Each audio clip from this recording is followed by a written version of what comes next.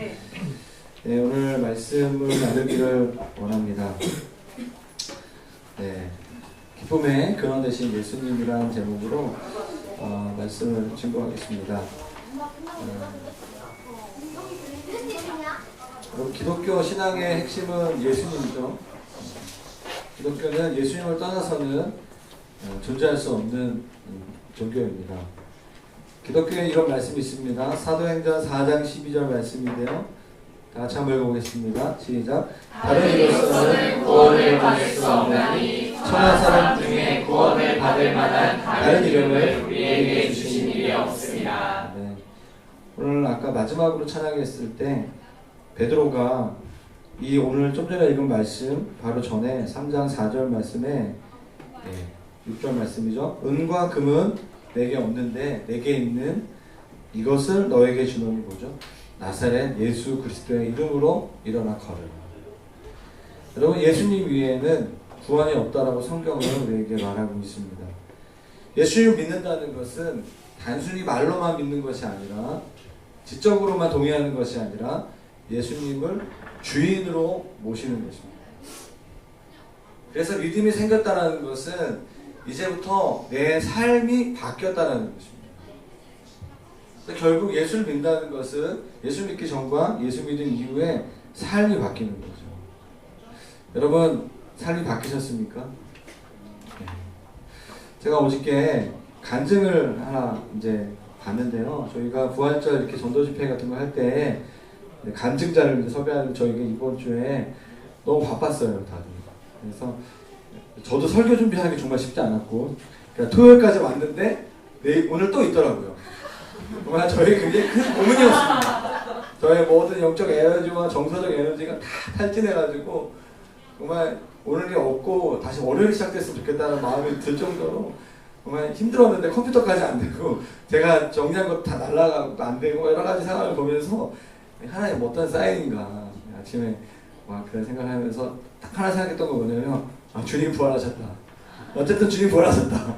라는 것을 믿고 우리는 부활절 예배를 드린다라고 하면서 우리 공동체 안에 간증자는 없지만 제가 우연히 이번 주에 그 어떤 목사님의 간증을 이제 보게 되면서 이거를 좀 나누면 감사하겠다. 저희 설교의 앞부분 죄에 대한 부분을 이 부분을 통해서 좀 변화에 대한 것을 좀 간증을 듣고 그 다음에 제가 예수님에 대한 말씀을 전하고 이렇게 오늘 설교를 하면 좋겠다 생각이 들어서 우리 기존의 성도님들도 일주일 동안 제 설교 들었잖아요. 8일째 연속 설교하고 있어요. 할렐루야. 정말 대단한 것 같아요. 우리 성도님들 정말 대단한 분들인 것 같아요. 박수까지 칠 건 아닌데. 그래서 이제 이 영상을 좀 봤으면 좋겠습니다. 제가 이 얘기 왜 드리냐면 보통 영상을 볼 때 한 5분 정도 보는데 조금 길어요. 한 9분 정도 돼서 이분은 어떤 분이냐면 미국의 LA 근처에 얼바인이라는 지역이 있다고 하는 얼바인 온누리 교회를 담당하고 있는 권혁빈 목사님입니다. 50대 초반, 40대 후반 이 정도 사이에 나이대에 있는 분인데 2017년도에 하와이에 그 예수전도단 그 열방 대학이 있는데 그곳에 잠시 방문하는 과정 가운데 이 목사님의 이분과 이 사모님과 이 가정에 일어났던 일들 그리고 그 사건을 통해서 이분의 삶이 완전히 바뀌게 되고 그래서 새로운 삶 이후에 새로운 어떤 그 여정을 가는 그 과정 가운데 굉장히 따끈따끈한 최근에 일어났던 이야기를 제가 이제 우리 성도들 대표해서 이분이 간증한다 그런 마음으로 한번 보시면 은혜가 될 것 같습니다. 보고 제가 설교. 전화가 안 되고 저희가 할 수 있는 것이 아무것도 없고 가스는 계속 마셔야 되고 또 날씨가 추워지기 시작하더라고요. 이제는 생명의 위협을 느끼기 시작했고 뭐 구조될 수 있는 방법이 없으니까 죽겠구나. 이러다가 죽겠구나. 그런 생각이 들었어요. 어떻게 안 보여?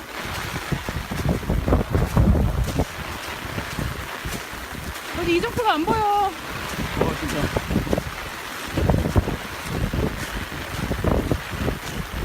어떻게 우리 더 이상 가면은 영들을 너무 많이 먹을 것 같은데? 이제는 내 삶을 정리해야 되나 그런 생각을 해야 될 타이밍인가 그런 생각이 들었고 또 제 아내를 보니까 제가 너무 미안한 거예요. 어쩌면 제 아내가 내가 보는 내 눈앞에서 죽을 수 있겠구나 그런 생각이 들고 또 우리 부모님 생각도 나고 제가 부모님보다 먼저 하늘나라에 가겠구나 또 우리 아이들 생각도 나고 또 내 인생이 이렇게 마무리되는 거구나 이렇게 마무리되려고 이렇게 살았나?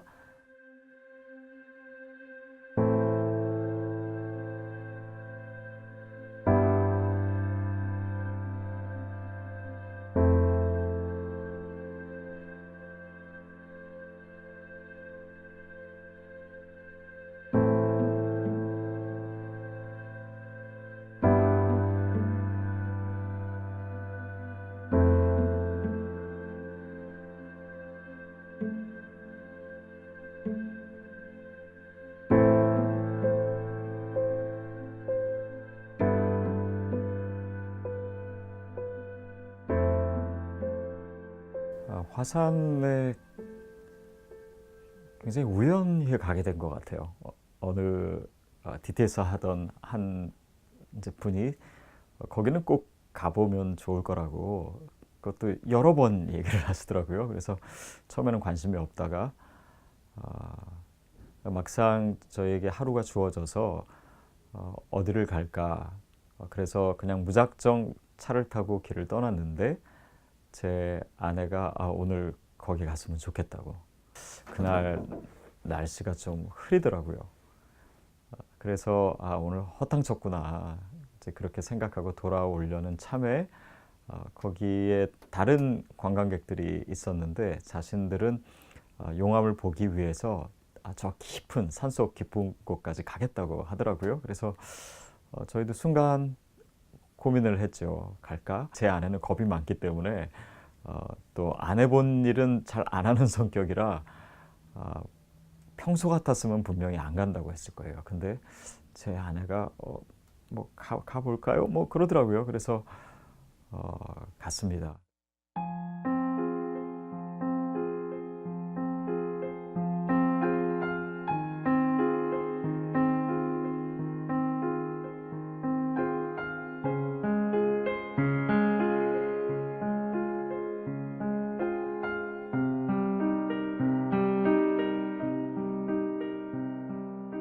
한 1시간 반, 2시간 가까이 걸어 들어갔는데 이제 용암 지역에 거의 다 왔기 때문에 바닥이 뜨거워지기 시작했고 밑에서는 이제 화산 그 가스죠. 그게 이제 연기처럼 올라오기 시작했고 한 5분 정도만 더 들어가면 시뻘건 라바를 볼 수 있는 그런 지역이었어요. 근데 바로 거기서 비가 엄청나게 쏟아지는 거예요. 비가 쏟아지니까 밑에서 올라오던 가스의 양이 훨씬 더 많아지고 순식간에 한 치 앞을 내다볼 수 없는 정도의 짙은 연기 속에 저희가 서 있게 된 것입니다. 한 걸음 한 걸음 나오는데 바닥이 보이질 않으니까 또 워낙 연기가 올라오니까 이제 저처럼 안경 쓴 사람은 완전히 안 보이게 된 거예요. 그러다가 이제 발을 헛디뎌서 제가 다치게 되고 지금도 남아있는 이 흉터가 그때 다친 거고 가스는 많이 맡으면은 가스 중독으로 얼마 동안밖에 버틸 수가 없고 그리고 밑에는 뜨겁고 눈은 안 보이고 911에 전화를 해서 구조 요청을 해야 되는데 전화 신호는 안 터지고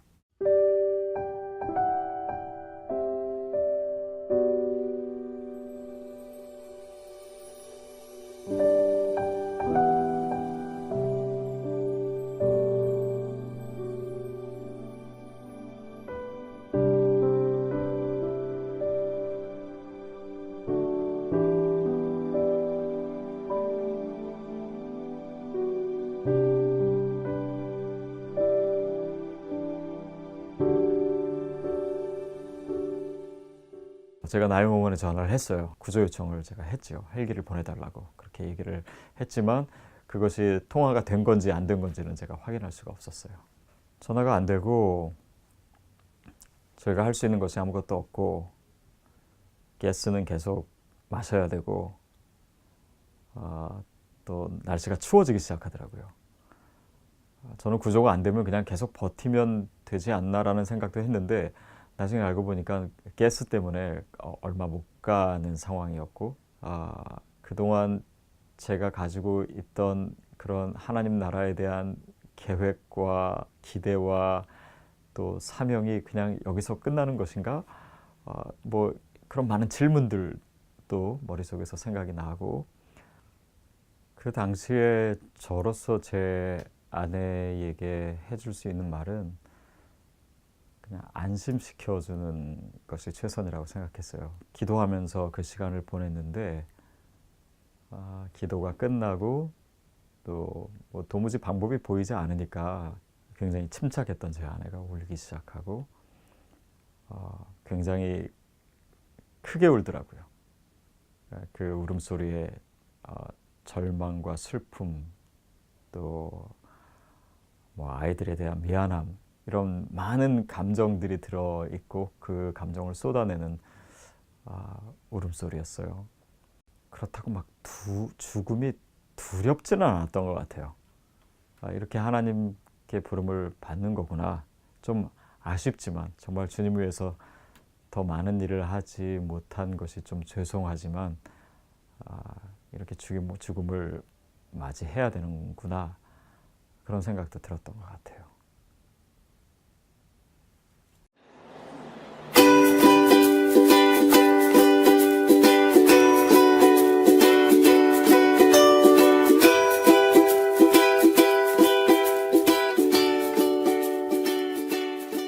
제가 구조되게 된 과정을 생각해 보면 그것은 사실 설명이 잘 안 돼요. 헬기 소리가 들리니까 구조되겠구나 라고 하는 기대가 있었고 또 그렇게 될 줄 알았는데 우리를 볼 수가 없으니까 그냥 위에서 맴돌다가 가는 거예요. 그러다가 이제 기적적으로 신호가 안 잡히는 곳이지만 제 아내가 카톡을 시도했고 몇 번의 시도 끝에 신호랑 연결이 돼서 이제 다른 사람들이 알게 되고 또 구조될 때 헬기가 우리 위에 있었는데 우리를 볼 수 없는 상황에 있다가 갑자기 센 바람이 한 3초 정도 불었어요. 그때 연기가 잠시 정말 몇 초간 거쳐서 우리를 발견할 수 있도록 된 것도 그것도 기적이고 그 모든 상황과 타이밍이 우리가 그곳에 가게 된 것과 마찬가지로 하나님께서 짜놓으신 듯한 그래서 그 상황의 의미를 하나님께로부터 찾을 수밖에 없는 그런 많은 정황들이 뭐 한두 개가 아니기 때문에 이 사건이 무슨 의미일까 그것을 더 깊이 고민할 수밖에 없었죠. 그렇게 구조됐습니다. 그래서 구조된 이후의 삶이 똑같을 수가 없는 거예요.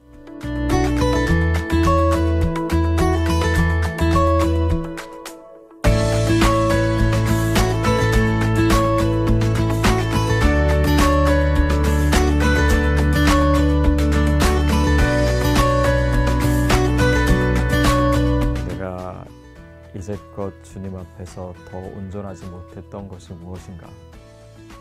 그런 뉘우침, 또 결단, 그런 생각도 많이 했던 것 같습니다. 제 삶의 모든 것이 감사하고 감사하다 보니까 이제는 조금 더 담대한 삶을 살 수 있겠구나.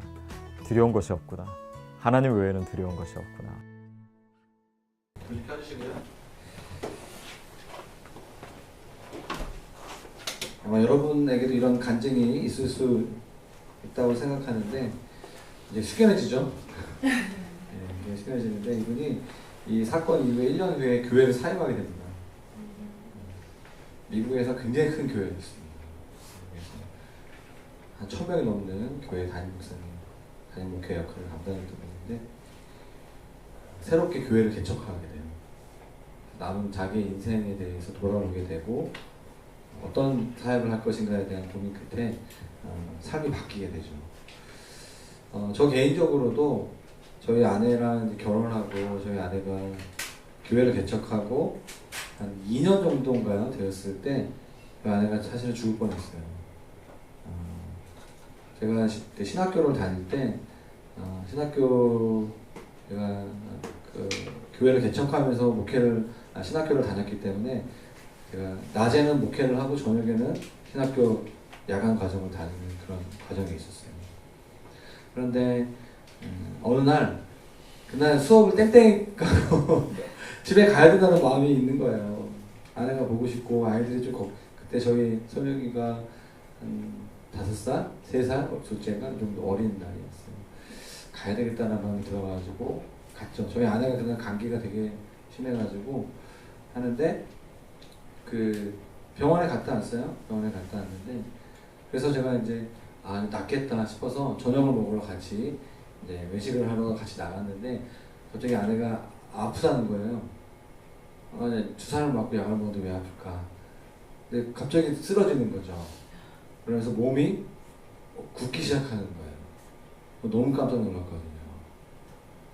그 모습 보는 저희 아이들이 이게 심각하게 울고 그 음식점에서 갑자기 차로 실어서 그 병원에 전화를 했는데 혹시 그 주사 부작용일 수 있으니까 바로 와야 된다.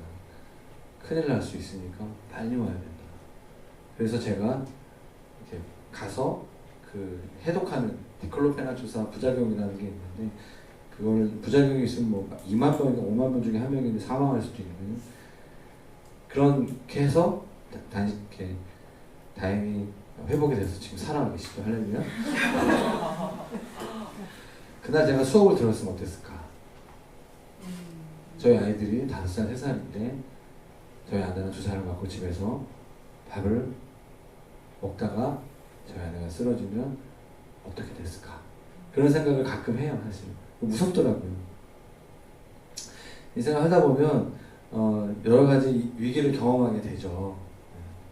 저희 아내는 그때 그리고 또 그 다음에 말벌 이렇게 기도 모임 갔다 말벌에게 한 2~30번 정도 말침을 하여튼 그때 되게 죽을 뻔하고 그러면서 신학을 하게 됐죠. 할렐루야.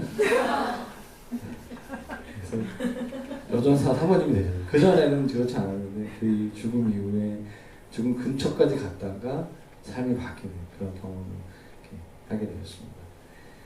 여러분 우리 모두는 죽습니다. 언젠가는 죽어요.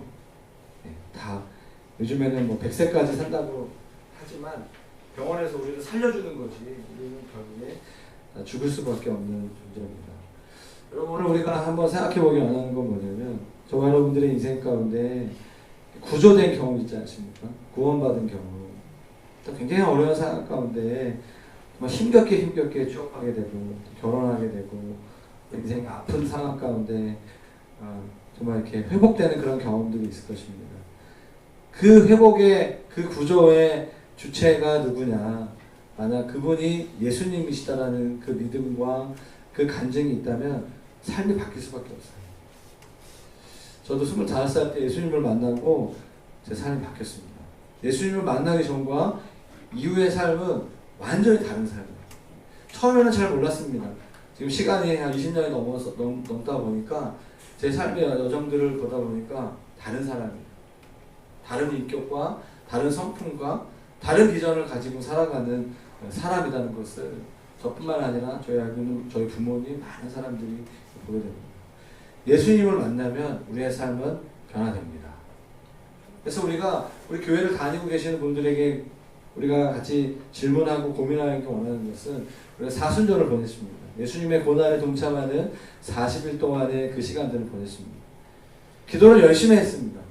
그래서 커피 상품권 3만 원짜리도 받았습니다. 그 외에 우리가 어떤 삶의 변화가 있는가? 우리 정말 변화됐는가? 예수님으로 인한 변화가 있는가?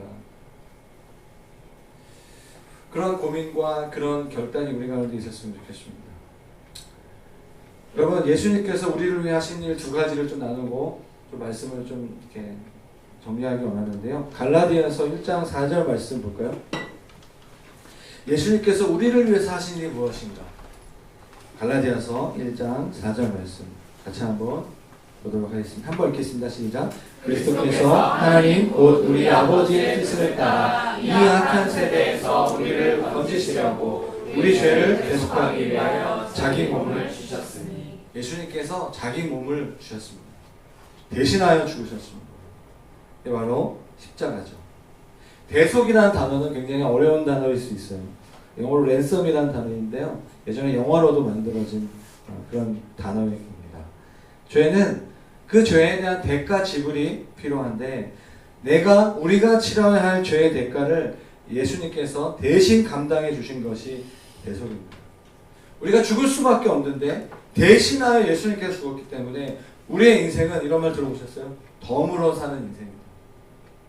죽을 수밖에 없었는데 가치 없는 인생인데 아무것도 아닌 인생인데 예수님의 십자가로 말미암아 새로운 인생을 살 수 있는 거예요. 그러니까 예수님 이전의 나의 삶과 예수님 이후의 나의 삶은 달라질 수밖에 없는 거예요.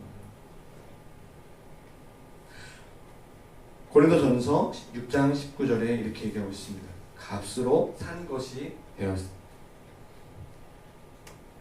두 번째로 예수님께서 우리를 위해서 구조하시고 우리를 구원하시기 위해서 하신 두 번째는 뭐죠? 부활입니다. 예수님께서 십자가에 달려 죽으신 것으로 끝나신다면 예수님이 진정한 구원자라고 믿을 수 없을 거예요. 죽으셨으니까. 결국 나도 죽을 수밖에 없는 거니까.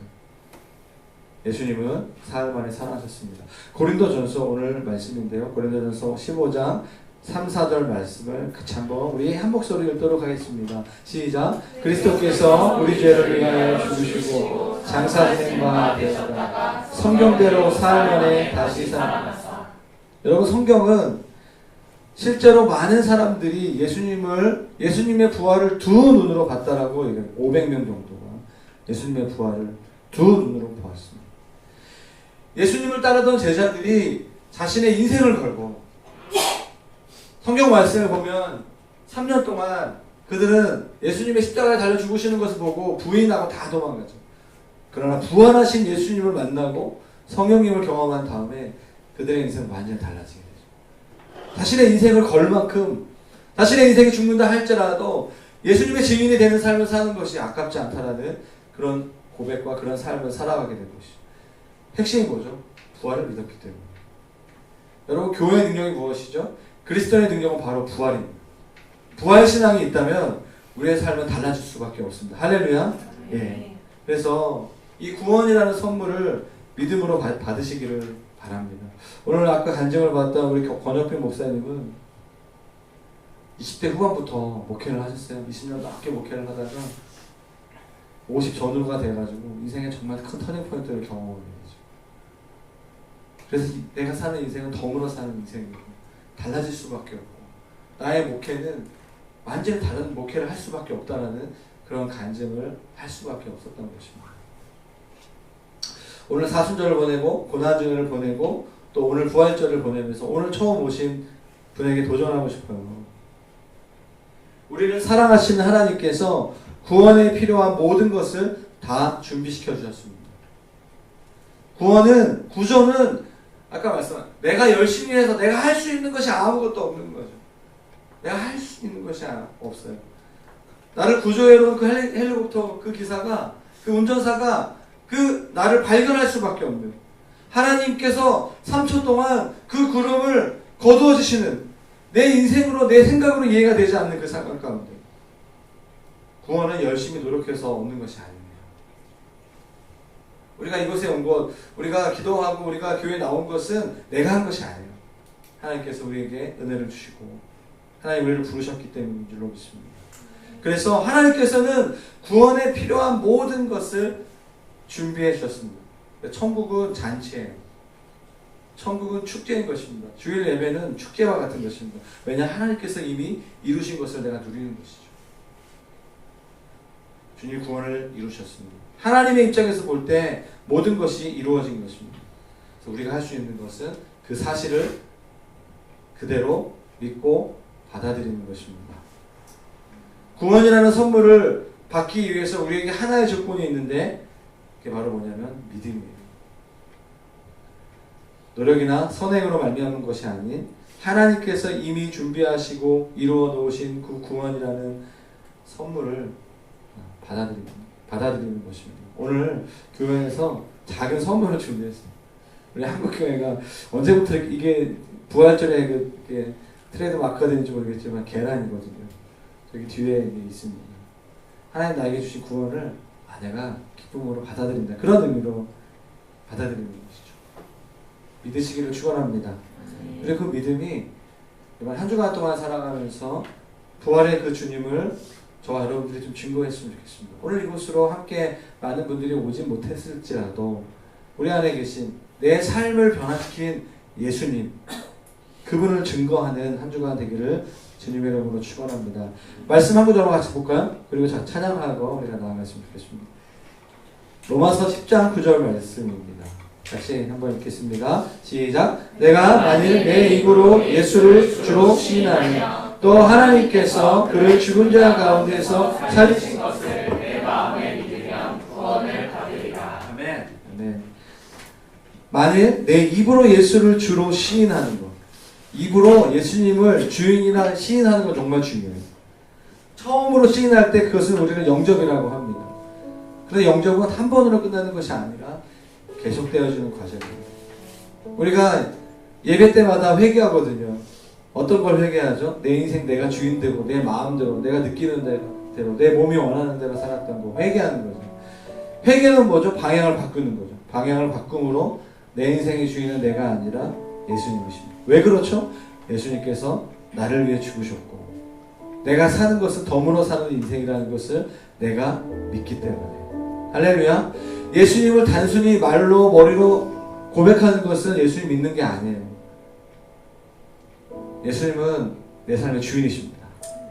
오늘 내 삶의 그 중심의 자리에서 내가 주인 되었던 것들을 내려놓고 예수님 내 삶의 주인이십니다. 그래서 내 삶이 변화되었습니다. 그래서 내 삶이 변화될 것입니다. 어쩌면 우리의 인생 가운데 그 죽음의 순간, 이 목사님과 저희 사모님과 같은 죽음의 순간에서 이것이 내가 죽지 않고 오늘 내 몸이 살아있는 것은 정말 예수님 때문이다. 그런 고백을 할 수 있는 그런 간증이 있는 분들은 얼마나 하루가 감사하겠어요. 얼마나 하루가 감사한지 몰라요. 여러분, 감사가 있으면 인생이 행복합니다. 부활로 인한 감사가 오늘 우리 가운데 있기를 원합니다. 그래서 이 영접 기도문이 있는데 한번 같이 처음 보시는 분들은 아마 낯설 수 있는 한번 입술로 한번 읽어보세요. 동의가 안 되더라도 한번 쭉 읽어보시고 날마다 하시는 분들도 한번 저도 이 기도문 제가 자주 보는데 한번 읽도록 하겠습니다. 시작. 사랑하는 하나님, 나는 지금까지 하나님을 떠나 살았습니다. 제가 죄인임을 인정합니다. 오늘 예수님을 나의 구원자로 믿습니다. 하나님의 자녀가 되기를 원합니다. 나의 죄를 대신하여 십자가에 죽으시고 부활하신 예수님을 지금 이 순간 나의 구원자, 나의 하나님으로 영접합니다. 지금 내 마음속으로 들어오셔서 제 삶의 주인이 되어 주시기를 원합니다. 주님께서 영원토록 제 마음에 들어와 계실 것을 믿습니다. 나의 죄를 용서해 주시고 하나님의 자녀로 삼아주시니 감사합니다. 이제부터 하나님의 뜻에 순종하며 살게 도와주시옵소서. 예수님의 이름으로 기도합니다.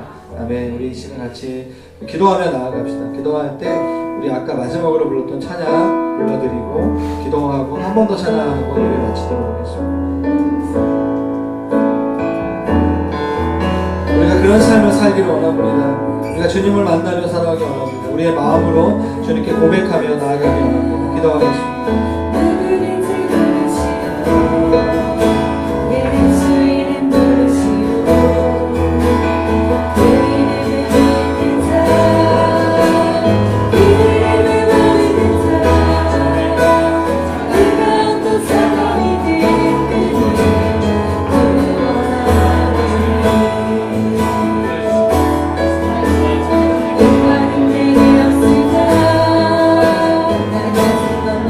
It's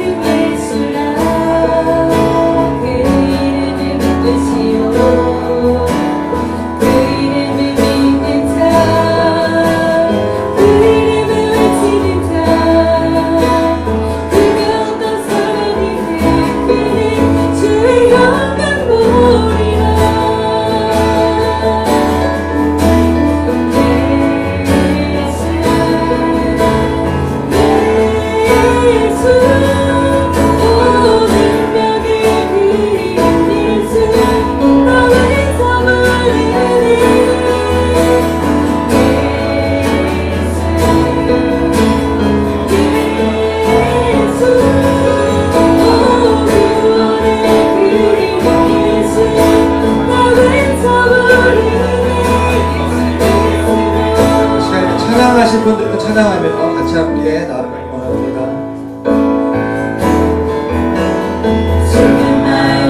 온갖 영광 누구든지 부르시오 예수 이름 부르시오 그 이름을 믿는 자 그 이름을 부르는 자 그가 어떤 사람이든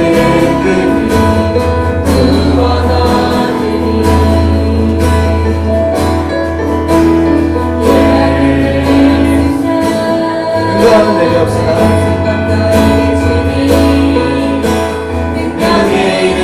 그 이름을 붙드시오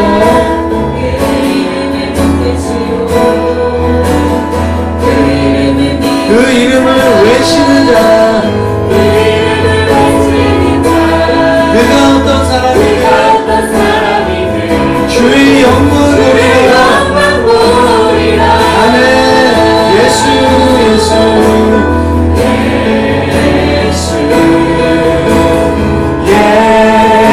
예수 오 능력의 그 이름 예수 나 외쳐 부르네 예수 예수 오 능력의 그 이름 예수 나 외쳐 부르네 예수 그리스도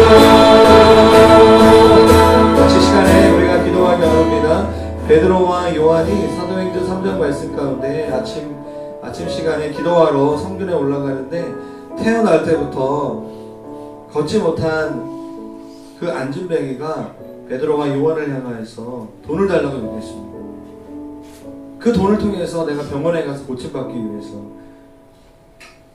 베드로와 요한이 그 안진뱅이를 보면서 그 돈을 얻기를 원하고 그 병이 낫기를 원하는 그 사람을 바라보면서 이렇게 얘기하고 있습니다. 은과 금은 내게 없거니와 내게 있는 이것을 내게 주노니 나사렛 예수 그리스도의 이름으로 일어나 걸으라. 이 말을 선포하면서 그 안진뱅이의 오른손을 잡아 일으킬 때 그 발과 발목이 힘이 들어가고 뛰어서 서서 걸으며 함께 뛰면서 하나님을 찬양하는 그 일이 사도행전 3장 말씀 가운데 그 안진뱅이가 뛰어서 막 다니는 것을 보면서 그를 오랫동안 봤던 그 성전 미문을 왔다 갔다 봤던 그 많은 유대인들이 뭐죠? 놀라는 거죠. 내가 알고 있는 저 사람은 안진뱅이인데 왜 뛰어다니니까? 그 놀람 속에서 궁금하기 시작합니다. 누가 이렇게 했을까? 무엇이 이를 뛰게 하였을까? 정답은 뭐죠? 예수님이에요. 하나님 오늘 우리의 삶 가운데 음과 근은 없을지 몰라요. 여전히 우리가 아플 수 있습니다. 그러나 내 안에 계신 예수 그리스도, 내가 예수 그리스도의 이름을 외쳐 전하는 그런 삶을 살기를 원합니다. 오늘 시간 여러분 부르짖을 분들은 부르짖으세요. 하나님 이번 한 주간 동안 저희가 기도했습니다. 우리 교회가 기도하면서 나아갔습니다. 오늘 부활주일 예배입니다. 하나님 오늘 나를 통하여서 안진뱅이가 일어나게 하여 주십시오. 하나님 그 안진뱅이를 통하여서 하나님 많은 이들이 놀란 것처럼 구원의 이름 예수 그리스도를 내가 증거하며 살아가는 부활주일 되기를 원하오니 내 삶 가운데 그런 변화가 그런 간증이 있게 하여 주시옵소서. 우리 한 번만 더 같이 기도하며 나아가기를 원합니다. 기도하겠습니다. 주님 그렇습니다. 오늘 이 예배 가운데 오늘 우리에게 말씀하시는 부활주일 예배 가운데 우리가 주님을 외치겠습니다. 우리가 주님을 간증하겠습니다. 나를 구원하시고 함께하시고 살아계신 주님, 일어나신 주님, 내 영혼을 일으키시고 내 삶을 고쳐주시고 오늘 살아가게 하신 우리 예수님이십니다. 아멘. 구원 주님, 그 주님을 외치겠습니다.